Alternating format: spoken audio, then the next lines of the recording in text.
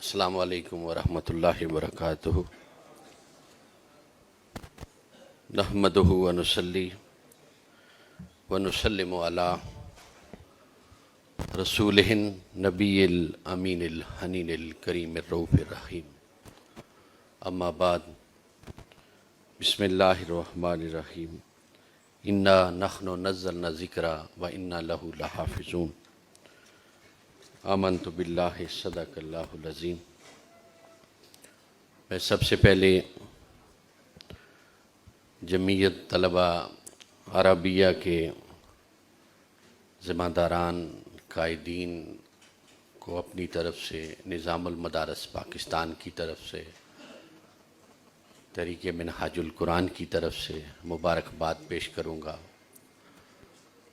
آپ نے بڑے اہم، ضروری اور بڑے اہمیت کے حامل موضوع کے اوپر آج کا یہ سیشن رکھا۔ ہمارے ہاں دیگر تمام موضوعات کے اوپر محققین اور مختلف شعبہ جات کے ماہرین، مدرسین، منتظمین کے خیالات کا اظہار ہوتا ہے، اپنی تحقیقات پیش کرتے ہیں، لیکن مدارس دینیہ کے طلبہ اور مستقبل میں بننے والے علماء کے نصاب، ان کے بہتر مستقبل، ان کے لیے جو چیلنجز ہیں وہ اور اس سے متعلقہ جو ان کے مفادات ہیں، جو ان کی ضروریات ہیں، اس پہ ہمیں کوئی ایسا تجربہ نہیں کہ قومی سطح پہ یا علاقائی سطح پہ یا مدارس کے سطح پہ کبھی کوئی ایسا سیشن ہوا ہو۔ بہرحال آپ قابل تحسین ہیں، ہدیہ تبریک آپ کو مبارکباد ہے۔ دیکھیے، مدارس کے بانی حضور تاجدار کائنات محمد مصطفیٰ صلی اللہ علیہ وسلم، سب سے پہلا مدرسہ صفا کے نام سے آپ نے بنایا، جس کے معلم اول آپ صلی اللہ علیہ وسلم تھے، اور مدرسے کے طالب علم صحابہ اکرام رضوان اللہ تعالی علیہم اجمعین تھے۔ اب جو طالب علم ہیں وہ صحابہ اکرام کی سنت پہ عمل پیرا، اور جو مدرسین ہیں، جو متمم ہیں، جو ناظمین ہیں مدارس کے، جو بانیان ہیں، وہ حضور علیہ الصلوۃ والتسلیم کی سنت پہ عمل پیرا۔ گویا کہ اس وقت اس معاشرے میں جو سب سے بڑا دینی کام ہے، سنت رسول اور سنت صحابہ کا، وہ مدرسے کو بنانا، مدرسے میں پڑھانا اور مدرسے میں پڑھنا ہے۔ تو آپ طالب علم بھی خوش قسمت ہیں کہ آپ حضرات صحابہ کرام کی سنت پہ عمل پیرا۔ اس سے بڑی سعادت اور خوش بختی کی بات نہیں ہو سکتی۔ تو جب بھی کسی ادارے کی بات ہوتی ہے تو ادارے کا نظام تعلیم اور نصاب تعلیم دیکھا جاتا ہے۔ ہم نے آپ کا، چونکہ آج کا عنوان بھی نظام تعلیم ہے، نصاب تعلیم بھی اسی کے ضمن میں آتا ہے، تو ہم نے یہ دیکھنا ہے کہ وہ جو مدرسۃ الرسول جو دونوں جینڈر کے لیے حضور نے بنایا تھا، میل کے لیے بھی تھا اور فیمیل کے لیے بھی تھا، دونوں طبقات اس میں تعلیم حاصل کرتے تھے۔ اور وہ جو طالب علم تھے، ان سے ہمیں پتہ چلے گا کہ وہ نصاب کون سا پڑھتے تھے۔ اگر ہم ڈیٹیل میں نہ بھی جائیں تو خلفائے راشدین کو ہی دیکھ لیں تو حضرت سیدنا صدیق اکبر رضی اللہ تعالیٰ عنہ ایک مدبر سیاستدان تھے۔ ان سے بہترین سیاستدان حضور نبی کریم علیہ الصلوۃ والتسلیم کے بعد اس روح زمین پہ کوئی نہیں ہے۔ جس طرح انہوں نے ایک سیاسی نظام دنیا کو دیا، خلافت پہ متمکن ہونے کے بعد جو انہوں نے ایک اسلامی سیاست متعارف کروائی، ایک ریاستی نظام دیا، ان سے بڑھ کے آج تک کوئی نہیں دے سکا۔ اور پھر اسی طرح حضرت عمر بن خطاب رضی اللہ تعالیٰ عنہ کو جب ہم دیکھتے ہیں تو آپ ایک بہترین منتظم تھے، آپ جیسا ایڈمنسٹریٹر کوئی نہیں تھا۔ جتنے بھی انتظامی کام اس ریاست مدینہ کے اندر ہوئے وہ سارے کے سارے حضرت عمر بن خطاب رضی اللہ تعالیٰ عنہ نے کیے۔ اور حضرت عثمان غنی رضی اللہ تعالیٰ عنہ ایک بہترین ماہر معیشت تھے، ماہر اقتصادیات تھے۔ آپ سے بڑا کوئی تاجر نہیں تھا، آپ سے بڑا کوئی ماہر معیشت نہیں تھا۔ آپ کی بہت ساری خدمات ہیں معیشت کے اندر، اقتصادیات کے اندر، اسی طرح حضرت علی کرام اللہ وجہ الکریم کی طرف دیکھیے، آپ ایک قاضی تھے، جج تھے، آپ بہترین قانون دان تھے، ہر ایک کا ایک مختلف تعارف ہے، ایک پہچان ہے، ان کی خدمات ہیں، ان کی ایکسپرٹیز ہیں. تو وہ کہاں سے سیکھا انہوں نے؟ وہ سارا مدرسۃ الرسول میں سیکھا. وہاں پہ صرف قرآن مجید کا ترجمہ اور تفسیر نہیں تھی، فقہ کا علم نہیں دیا جاتا تھا، بلکہ یہ سب کچھ مدرسۃ الرسول کے نصاب کا حصہ تھا. جو کچھ حضور علیہ الصلوۃ والتسلیم نے ان کو پڑھا، انہوں نے اس پہ عمل درآمد کیا، خدمات سر انجام دی، اور آج تک دنیا میں کوئی اس پہ انگلی نہیں کھڑی کر سکتا. یہ نصاب تھا. اسی طرح خالد بن ولید کو دیکھیے، دیگر صحابہ کو دیکھیے، سفارتکار تھے، جرنیل تھے، زراعت کے ماہر تھے، وہ سب کے سب مدرسۃ الرسول کے طالب علم تھے. یہ سب کچھ انہوں نے وہاں سے سیکھا تھا اور پھر آگے پوری دنیا کو سکھایا، بتایا.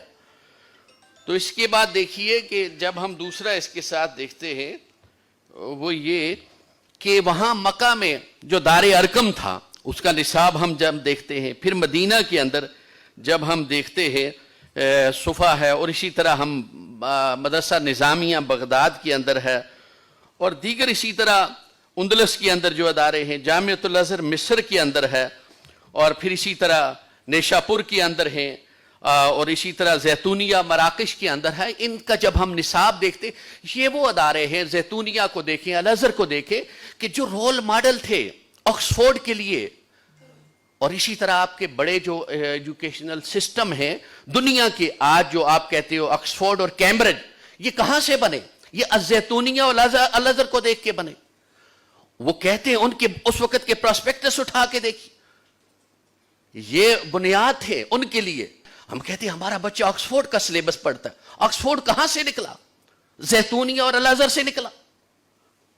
وہ خود مانتے ہیں اس چیز کو، لیکن ہم ذہنی پستی اور غلامی کی تھا گہرائیوں میں ڈوبتے چلے جا رہے. ہم کہتے ہیں ہم آکسفورڈ اور کیمبرج کا سلیبس پڑھتے. جو آکسفورڈ اور کیمبرج کا سلیبس پڑھاتا ہے وہ لاکھوں روپیہ فیس لے رہا ہے، اس غلامی کے دلدل میں دسی ہوئی قوم کو لوٹ رہا ہے، اور یہ قوم غلامی کی ذلت اور رسوائی میں اندھی ہوئی ہے، اس کو پتہ ہی نہیں ہے. یہ سب کچھ انہوں نے مسلمانوں سے لیا. اور مسلمانوں کے اکابرین آپ دیکھیے، بڑے جابر بن حیان دیکھیے، دیگر جتنے سائنسدان تھے، ابو رازی تھے، غزالی تھے، جامی تھے، یہ سب لوگ ایک ہی ادارے کے اندر پڑے تھے. چاہے وقت کے کیمیا دان تھے، فزکس کے تھے، بایو کے تھے، ہنسا کے تھے، ریاضی کے بانیان تھے، چاہے مفسر تھے، محدث تھے، فقیہ تھے، وہ سارے کے سارے ایک ہی دارالعلوم میں پڑے. جو اپنے وقت کا سب سے بڑا فزکس کا بانی ہے، وہ اپنے وقت کا محدث اور مفسر بھی ہے. وہ کسی دوسرے دارالعلوم سے نہیں پڑھ کے آئے. تاریخ کو اٹھا کے دیکھیں، سارے ایک ہی اسی چٹائی پہ بیٹھ کے پڑھے، اور اس کے بعد اپنے اپنے شعبہ جات میں خدمات سر انجام دی. لیکن کوئی ایسا نہیں ہے کہ جو اپنے وقت کا بہترین سیاستدان، ریاضی دان یا سائنسدان تھا کہ اس کو وہ قرآن کا مفسر اور محدث اور فقیہ نہیں تھا. بالکل دونوں چیزیں ان کے اندر تھیں. یہ ہمارے مدارس کا نصاب ہوا کرتا تھا. لیکن ایک سازش کے ذریعے 1857 کے بعد ہمارے نصاب کو دو حصوں میں تقسیم کر دیا گیا. ایک کا نام عصری رکھ دیا گیا اور دوسری کا دینی رکھ دیا گیا. دینی کو کہا گیا قدیم ہے، اور جو عصری ہے اس کو کیا کہا گیا؟ جدید. جدید اور کریم کی اصطلاح متعارف کروائی. اور کروانے کے بعد ایک کا بانی مولا نظام الدین سیالوی ہے. مولا نظام الدین 1718 عیسوی میں 18ویں صدی کے اوائل میں انہوں نے ایک درس نظامی کا نصاب کہاں پہ بنایا؟ فرنگی محل کے اندر بنایا. کون تھا فرنگی میں؟ کہاں کس کا تھا؟ کبھی اس کے بارے میں پڑھا؟ اور دوسری طرف لارڈ میکالے ہے جو برطانیہ سے آتا اور برے صغیر پاک و ہند کے اندر ایک نصاب دیتا ہے، اور آج تک آپ کے سکول، کالج اور یونیورسٹی کے اندر وہ نصاب نافذ العمل ہے. رد و بدل ہوتا رہتا ہے حالات اور زمانے کے تقاضوں کے مطابق، لیکن نصاب وہی ہے، فکر وہی ہے جو لارڈ میکالے کی تھی آج کے سکول، کالج، یونیورسٹی میں. یہی وجہ ہے کہ وہ سیکولر مائنڈ ہوتے، ان کا نظریہ اور فکر لارڈ میکالے کی ہوتی ہے. 70 سال پاکستان کو بنے ہوئے ہوگے، ہم اس کو اسلامی نظریاتی ریاست صرف اس وجہ سے نہیں بنا سکے. جب تک نصاب نہیں بدلتا قوم تبدیل نہیں ہوتی. قوم کی فکر، قوم کی سوچ اور نظریہ کبھی تبدیل نہیں ہو سکتا. قوموں کی تبدیلی کا انحصار ان کے نصاب کے اوپر ہوتا ہے. اور ادھر ملا نظام الدین سیالوی کا بنایا ہوا وہ نصاب آج تک 300 سال گزر کے چل رہا ہے. ادھر جیسے ہی زمانہ بدلتا ہے، آج سے آپ تقریباً 2-3 دہائیاں پیچھے چلے جائیں، لوگ اپنے بچوں کو मेडिकल और इंजीनियरिंग में लेके जाते थे। फिर एक दहाई आई, तकरीबन 2000 से 2010 का जो दौरानिया था, आपके बच्चे बिजनेस एजुकेशन पढ़ते थे, आई.कॉम, बी.कॉम, बीबीए, सीए, ये डिग्री चलती थी। हर एक चाहता था मेरा बच्चा बिजनेस एजुकेशन में जाए। और फिर उसके साथ ही 2010 के बाद 2020 का जो दौरानिया आता है, वो इकोनॉमिक्स का दौर था। हर एक चाहता था कि उससे के साथ आईटी को इंटरलेट किया गया और लोगों ने कहा कि हम कंप्यूटर एजुकेशन को हासिल करें। और आज 2000 के बाद का जो दौर आ रहा है, आइंदा आने वाला दौर है, वो किसका है? आईटी का है। हर बच्चा चाहता है मैं आईटी इंजीनियर बनूं, मैं आईटी में बीएस करूं, मैं आईटी में एमफिल करूं, मैं आईटी में पीएचडी करूं, इसलिए कि मेरा मुस्तकबिल रोशन है। आज हम जो तालीम हासिल करते हैं, ये किसके लिए है? ये सिर्फ और सिर्फ अपनी दुनियावी मफादात के लिए, मादियत के लिए, मालूमात की हद तक। हमने इल्म को रखा ही सिर्फ इसी काम के लिए। और जिस चीज़ की कबूलियत होती है, पजीराई होती है, लोग उसी डिग्री की तरफ जाते हैं, कॉलेजेस की तरफ जाएं, यूनिवर्सिटीज़ की तरफ जाएं, प्राइवेट सेक्टर में जाएं, उसी डिग्री में ज़्यादा कॉम्पिटेंट लोग लेके आते हैं, फैकल्टी लेके आते हैं, बिल्डिंग का ज़्यादा हिस्सा उस शोबे को देते हैं लोगों की तरफ से जिसके लिए रिस्पॉन्स आ रहा होता है। जैसे आज आईटी का दौर है, हर जगह पे आपको आईटी की 10 लाख, 20 लाख, 30, 50 लाख की डिग्री करवा रहे हैं। करवा रहे हैं या नहीं करवा रहे? कहीं भी चले जाएं, आपको आईटी की डिग्री 15 लाख से कम नहीं मिलेगी, बीएस की डिग्री। इसी तरह एमफिल और पीएचडी की डिग्री भी इतनी महंगी होती है। क्यों? डिमांड है उसकी। और उधर मदरसे की तालीम, मुला निजामुद्दीन सिहालवी का निसाब, खाना भी फ्री, किताबें भी फ्री, रिहाइश भी फ्री, सब कुछ फ्री, लेकिन कोई बच्चा वहां जाने के लिए तैयार नहीं है। वजह क्या है? कुछ ये हकायक है, हमें इनकी तरफ जाना होगा कि आखिर क्या वजह है कि मदारस फ्री तालीम दे रहे, किताबें भी दे रहे, आपको आने जाने का ज़्यादा राह भी दे रहे, आपको मेडिकल फैसिलिटी भी दे रहे, लेकिन इसके बावजूद आपके बच्चे मदारस में क्यों नहीं जा रहे? मदारस वैरान पड़े। बड़ी मुश्किल से लोग कहां से, केपीके के दूर दराज इलाकों से, जीबी के दूर दराज तशय्यो के अंदर चले जाएं तो आपको बिल्तिस्तान से बच्चे मिलेंगे। देवबंद मकतब फिक्र के पास चले जाएं तो आपको केपीके के दूर दराज इलाकों से बच्चे नजर आएंगे। कश्मीर के दूर दराज से, बरेलवी मकतब फिक्र की तरफ चले जाएं तो आपको अंदरून सिंध या जनूबी पंजाब के इलाकों से कुछ बच्चे नजर आएंगे, वरना मिलते ही नहीं उनको। सिटी से, शहरों से बच्चे मिलते ही नहीं। रेशो देखें क्या, 1% रेशो नहीं है बच्चों की जो दीनी तालीम की तरफ आते। क्यों? इन वजूहात को जानना किसकी जिम्मेदारी है? क्या हमने नहीं गौर करना कि वजह क्या, क्यों दीनी तालीम के लिए तालिब इल्म नहीं आ रहा? इतनी गैर मौसर है कि गैर आम है, इतनी गैर मेयारी है। वजह क्या? इनकी वजूहात को जानना हमारा फर्ज है, हमारे बड़ों का फर्ज है कि वजूहात क्या है। कभी उन्होंने इस पे कोई थिंक टैंक बनाया? कभी कोशिश की कि हम वो असबाब जाने कि जिसकी वजह से लोग दीन से दूर हो रहे? वजह सिर्फ ये है कि हमारा निसाब तालीम अट्रैक्टिव नहीं है, हमारा निज़ाम तालीम अट्रैक्टिव नहीं है। हमारे निसाब और निज़ाम तालीम में बच्चा अपनी जिंदगी को महफूज और रोशन नहीं समझता और महफूज नहीं समझता। एक बाप जो आलिम दीन है, एक मुदरिस है, खतीब है, पीर है, जो भी है, लेकिन उसका बेटा स्कूल में जा रहा है, उसी के मोहल्ले में फ्री एजुकेशन देने वाला मदरसा होगा, वहां नहीं जाएगा, स्कूल में जाता। क्यों? जब हमने पूछा क्यों भेजते हो, कहता है क्या करूं, मैंने तो ये कुर्बानी दे दिया, मैं सोचता हूं मेरा बच्चा तो चलो अच्छी जिंदगी गुजार ले। ये हकायक है, हमें मानने पड़ेंगे। मैंने इस पे थीसिस करवाया, बच्चे ने जाके इंटरव्यूज किए बहुत सारे लोग, तमाम मकातिब के लोगों से। इस सब पे हम काम करवा चुके, इस रिसर्च वर्क करवा चुके, एमफिल और पीएचडी लेवल के ऊपर बच्चों ने तहकीक की है, जाके एक एक लोगों बंदे से इंटरव्यू के। इस पे हमारे डॉक्टर हुसैन मईउद्दीन की किताब छपी हुई है, उनका रिसर्च वर्क आज से 10 साल पहले का मौजूद। हमने इस सेक्टर को इग्नोर नहीं किया, हमने इसके लिए काम किया, इसकी मुश्किलात, इसकी परेशानियां, उसके हल के लिए हमने एक पूरा मैकेनिज्म दिया।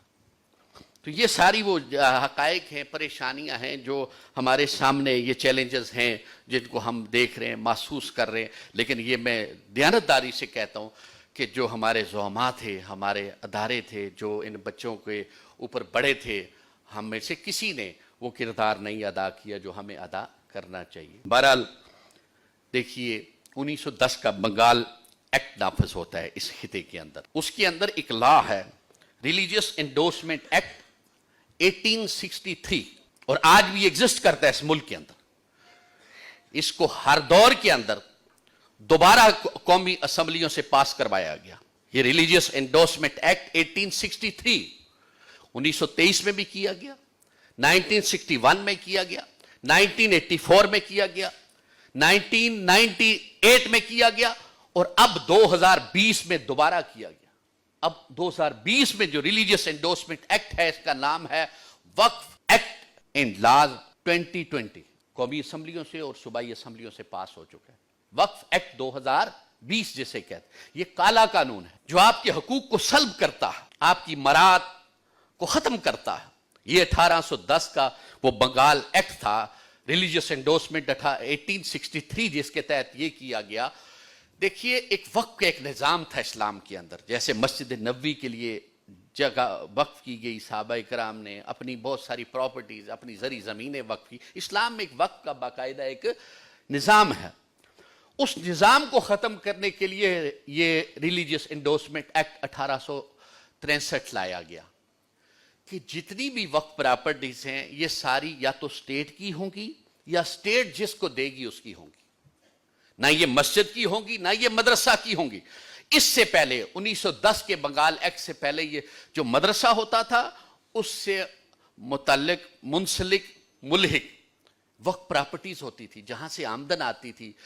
ادارہ خود کفیل ہوتا تھا, کسی سے بھیک نہیں مانگتا تھا, زکوٰۃ صدقہ خیرات نہیں مانگتا تھا, خود کفالت تھی اس کی. اسی طرح مسجد کے ساتھ پراپرٹی ہوتی تھی اور اسی طرح خانقاہوں کے ساتھ پراپرٹیز ہوا کرتی. اس کو ختم کر کے انگریز نے 1923 میں جو اسی کو انڈورسمنٹ ایکٹ 1863 جو بحال کیا, اس میں 1923 میں انگریز نے یہ کیا کہ اس ملک کے 200 اشرافیہ کے خاندانوں کو وقف پراپرٹیز تقسیم کر. یہ جو بڑے خاندان ہیں نا, جن کے نام آپ سنتے ہیں, جو جاگیردار ہیں, سرمایہ دار ہیں اس ملک کے, تو ان کو یہ زمینیں دے دی گئی. اور جو الاٹ ہوئی زمینیں پاکستان میں موجود ہے سارا ریکارڈ آپ نکال کے دیکھیں. انڈورسمنٹ ریلیجیس انڈورسمنٹ ایکٹ 1863 کے تحت کس خاندان کو کتنے ہزار ایکڑ زمین ملی, وہ لغاری ہوں, وہ مزاری ہوں, یہ سارے کے سارے خاندان جو امراء کے خاندان ہیں, یہ ریلیجیس انڈورسمنٹ ایکٹ 1863 کی زمینوں کے اوپر یہ امراء بنے, اس ملک جاگیردار بنے, سرمایہ دار بنے.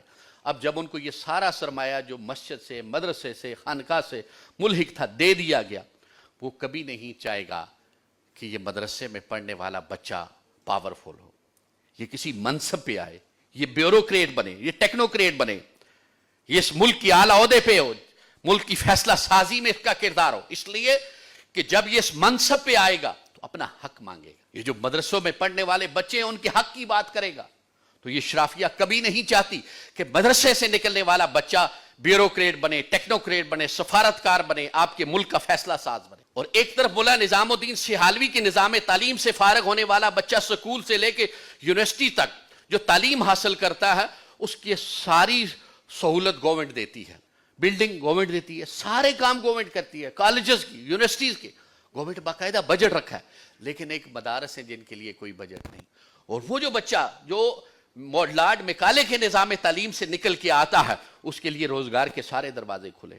ایک چھوٹے افسر سے لے کے بڑے تک آپ دیکھیں گے سکول کی, کالج کی, یونیورسٹی کی ڈگری کے اوپر وہ بندہ وہاں پہ اس جاب پہ لگا ہوا ہو. جب 99% لوگ آپ کے تمام عہدوں کے اوپر جو فیصلہ ساز ہیں وہ اس فکر کے حامل ہے جو لارڈ میکالے کیا ہے, جو مولا نظام الدین کی ایک دینی فکر تھی, اس کو تو کوئی سپیس دی نہیں گئی. اور آپ کو کیا دیا جاتا ہے جب آپ فارغ ہوتے ہیں؟ تو مسجد میں امامت آپ کو دی جاتی ہے, اور امامت میں بدلے میں کتنے 15,000 20,000, جس سے آپ اپنے کچن کا خرچہ پورا نہیں کر سکتے. پھر کیا, آپ کو بٹھایا ممبر پہ جاتا ہے, لیکن محتاج ایک ایک فرد کا بنا دیا جاتا ہے. جب تک وہ فنڈ نہیں دیں گے, جب تک آپ کو معاونت نہیں کریں گے, تو آپ کے بچوں کو اور آپ کا پیٹ نہیں پلے. آپ کو معاشی طور پہ باندھ دیا گیا, بٹھایا ممبر پہ, لیکن کہا کہ یہ جو سامنے بیٹھے ہوئے ان سے چندہ مانگو, 1-1 روپیہ جب چندہ دیں گے تو تمہاری تنخواہ یہاں سے پوری ہوگی. ہم اسلامی نظریاتی ریاست میں رہتے, لیکن یہاں سے دین پڑھنے والا اس کے ساتھ یہ سلوک کیا جاتا. مدرسے میں جاتے تو کتنی تنخواہ دیتے ہیں مدرسے والے, جس سے آپ کا گزر بسر نہیں ہو سکتا.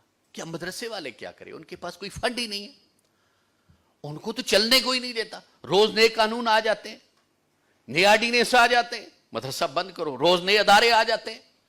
یہ مدرسہ کتنے بچے ہیں, کتنے طالب علم ہیں, کتنے استاد ہیں, کہاں سے ہیں, KPK سے کتنے, بلوچستان سے کتنے, کشمیر سے کتنے, فلاں سے کتنے, ایسے ہی ہے نا. روزانہ ان کو پریشان کیا جاتا ہے, ٹارچر کیا جاتا ہے. کبھی کوئی سکول میں کیا سکولوں میں کے پی کے بلوچستان یا کشمیر یا دور دراز کے بچے نہیں پڑھتے؟ پوچھے کبھی کالج یا یونیورسٹیز میں کوئی گیا؟ وہاں تو کوئی نہیں جاتا. جتنی ٹیررزم ہو رہی ہے وہاں زیادہ تر یونیورسٹی سے ہوتی ہے، کالجز سے بھی ہوتی ہے، مدارس سے تو نہ ہونے کے برابر ہے. کوئی اگر کہیں آ گیا کوئی ایک آدھ تو وہ بھی ایسے ہی ہے کہ کسی کا پیروکار یا کسی نے غلط اس کو برین واش کیا اور کر کے وہاں پہ بھیج دیا، ورنہ مدرسے سے اس کا کوئی تعلق نہیں ہوتا. لیکن ساری پابندیاں، ساری زیادتیاں اور سارا دباؤ کس کے اوپر ہوتا ہے؟ مدارس کے اوپر ہوتا ہے. تو اس لیے مدارس کے لیے یہ ساری مشکلات، یہ ساری پریشانیاں کھڑی کی گئی ہیں. تو ہمارے سامنے جو چیلنجز ہیں، ان چیلنجز میں ہمارے سامنے سب سے بڑا سماجی چیلنجز بھی ہیں، اور اس کے علاوہ ہمارے معاشی چیلنجز بھی ہیں، ہمارے تعلیمی اور نصابی چیلنجز بھی ہیں. اور سب سے عام جو ضرورت ہے وہ ہمارے نصاب کی ہے. نصاب کے اندر ایک بات ہمیں ماننی پڑے گی کہ نصابوں میں شدت پسندی ہے. یہ ایک بہت بڑا چیلنج ہے. وجہ کیا ہے؟ اس کی وجہ یہ ہے کہ ایک مکتب میں پڑھنے والا طالب علم دوسرے مکتب والے کو قبول ہی نہیں کرتا. اسلام ایسی تعلیم تو دیتا ہی نہیں. اسلام کا تو یہ نقطہ نظر اور فکر ہی نہیں ہے. اسلام تو کہتا ہے اقیم الدین ولا تتفرقوا فیہ، دین کو قائم کرو لیکن اس کے اندر تفرقہ نہ پیدا. واعتصموا بحبل اللہ جمیعا ولا تفرقوا. اور پھر حضور علیہ الصلوۃ والتسلیم نے فرمایا ید اللہ علی الجماعۃ ومن شذ شذ فی النار. اجتماعیت کو اللہ کی تائید حاصل ہے، جو اس سے جدا ہوا اس کا ٹھکانہ جہنم ہے. پھر وہ مدرسے سے نکلنے والا دوسرے کو کفر سے نیچے بات ہی نہیں کرتا. اعتدال نہیں ہے، توازن نہیں ہے. ہم جب نصاب تعلیم جو بنایا جا رہا ہمارا، جو بنا ہوا ہمارا، اس کے اندر یقیناً تبدیلی کی ضرورت ہے. اس میں اعتدال اور توازن پہ مبنی ایسی مضامین شامل کرنے کی ضرورت ہے جس کے سے طالب علم کا دماغ کھلے. دوسرے کے لیے دیکھیے یہ جو فرقے ہیں کیا ہے؟ یہ فروعی ہے، اجتہادی ہے، ظنی ہے. ظن کی بنیاد پہ آپ دوسرے کو کافر بنا رہے ہیں. کس نے آپ کو حق دیا؟ قطعیت نہیں ہے اس میں. ظاہر ہے جس کے اندر اس کے معنی، مفہوم اور مطلب کے اندر اگر کوئی ابہام ہوتا ہے، کوئی ذرا برف کمی ہوتی ہے تو وہ ظن میں چلا جاتا ہے، اس پہ اجتہاد ہوتا ہے. تو ظاہر ہے جس کی 2-3 تعبیر تشریح کرتے ہیں آپ تو ظن ہے، اس کے اندر احتمال ہے جس کی بنیاد کے اوپر آپ کو اجتہاد کی ضرورت پڑی. جب وہ مسئلہ ہی اجتہادی اور ظنی بن گیا تو پھر کیسے آپ اس کو کفر اور اسلام کا مسئلہ بناتے ہیں؟ یہ دینی مدارس کے اندر ایسی سوچ اگر ہے تو عام لوگوں کا کیا حال ہوگا؟ ظن کی بنیاد پر کسی کو کافر بنا دیا جائے، اجتہاد کی بنیاد پہ کسی کو کافر بنا دیا جائے. دیکھیے کچھ چیزیں، احکامات، اس کے لیے تو دلیل قطعی چاہیے. ظن کی بنیاد پہ تو اس کا فیصلہ ہوتا ہی نہیں ہے. تو یہ وہ بنیادی چیزیں جو مدارس میں بھی پائی جاتی ہے. لیکن کیوں پائی جاتی ہے؟ ایک سازش کے ذریعے پائی جا رہی ہے. ہمارا دشمن بڑا مکار ہے تاکہ آپس میں لڑے اور وہ اپنے مذموم مقاصد میں کامیاب ہو جائے. ہمیں الجھا رہا ہے، ہماری جو اچیومنٹس ہیں، جو ہمارے ٹارگیٹس ہیں، ہمیں اس طرف جانے ہی نہیں دیتا. ہم نے اس ملک کے ہر عہدے کے اوپر آنا ہے. جب تک ہمارا بچہ بیوروکریسی کے ہر منصب پہ نہیں بیٹھے گا، ہمارا بچہ ٹیکنوکریٹ نہیں ہوگا، ہمارا مدرسے کا پڑھا ہوا بچہ اس ملک کا فیصلہ ساز نہیں ہوگا، یہ ملک اسلامی نظریاتی ملک نہیں بن سکتا.